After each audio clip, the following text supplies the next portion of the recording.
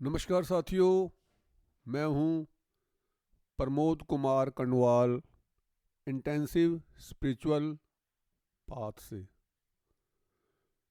संसार के अंदर व्यक्ति को संतोष करना चाहिए, नहीं तो उसकी सांसारिक जिंदगी बेहद दुख में गुजरती है।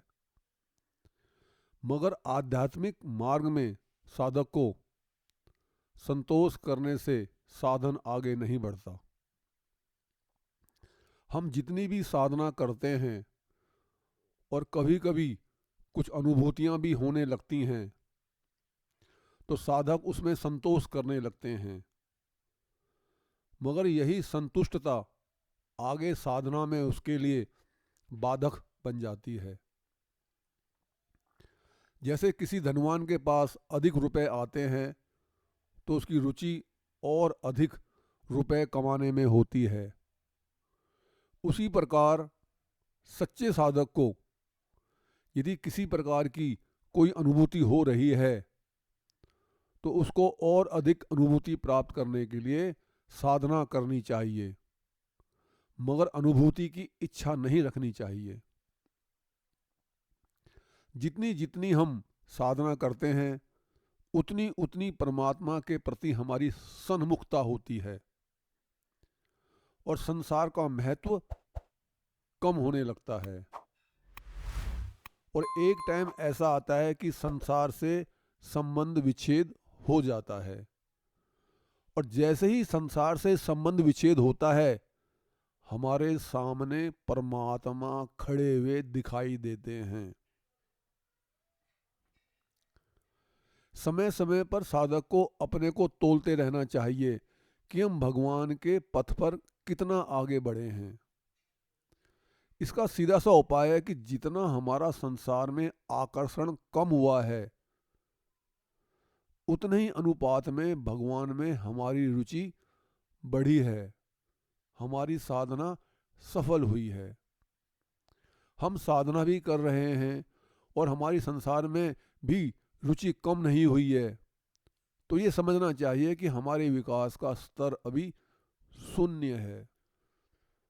साधक को साधना में अनुभूति प्राप्त करने की चाह में जल्दबाजी नहीं करनी चाहिए, क्योंकि जल्दी सफलता चाहना भी एक भोग है। हमें तो बस साधना करते रहना है, हमें जल्दी सफलता मिल जाए इस तरफ कभी ध्यान नहीं देना चाहिए।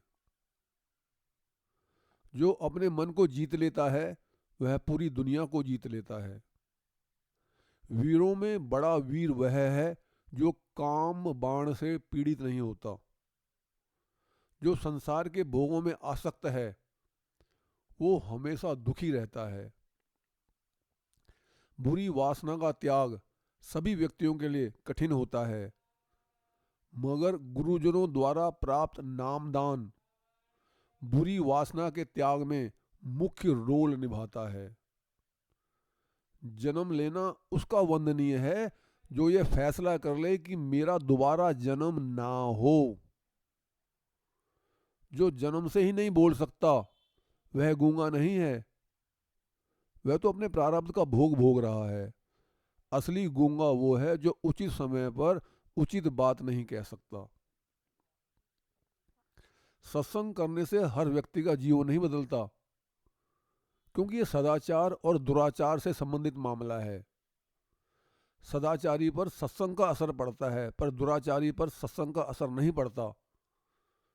श्री रामचरितमानस में संत तुलसीदास जी ने कहा है, पापवंत कर सहज स्वभाऊ, भजनु मोर तेहि भाव न काऊ।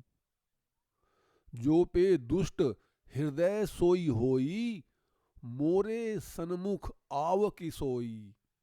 अर्थात पापी का यह सहज स्वभाव होता है कि मेरा भजन उसे कभी अच्छा नहीं लगता। यदि विभीषण दुष्ट हृदय का होता तो क्या वह मेरे सामने आ सकता था? जिसके भीतर कुसंग के संस्कार हैं उस पर कुसंग का असर ज्यादा पड़ता है। जिसके भीतर सत्संग के संस्कार हैं उस पर सत्संग का असर ज्यादा पड़ता है। ये नियम है।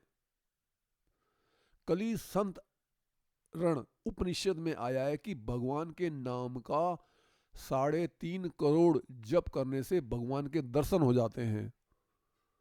परंतु यह नियम नहीं है। 3.5 करोड़ से भी अधिक जप करने वाले साधक इस दुनिया में अभी भी हैं, पर उनको भगवान के दर्शन नहीं हुए। यदि उद्देश्य में बहुत ज़्यादा फोकस हो, अहंकार तथा कर्तापन ना हो, अपने बल का सहारा ना हो, तो 25 लाख नाम जप से भी भगवान की प्राप्ति हो सकती है।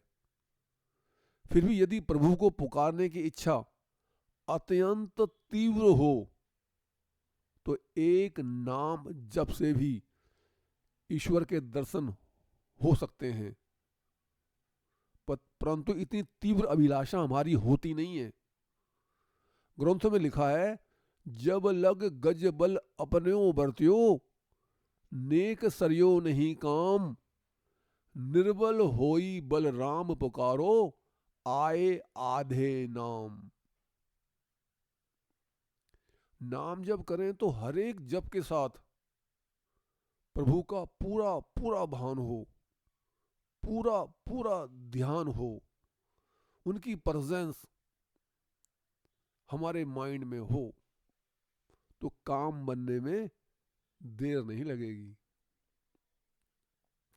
यदि आपको ये संदेश ज्ञानवर्धक तथा उपयोगी लगता है तो आप चैनल को सब्सक्राइब तथा वीडियो को लाइक, कमेंट और शेयर भी कर सकते हैं, ताकि रिलीज होने वाली सभी वीडियो का नोटिफिकेशन आपको मिलता रहे। गुरु भगवान सबका कल्याण करें।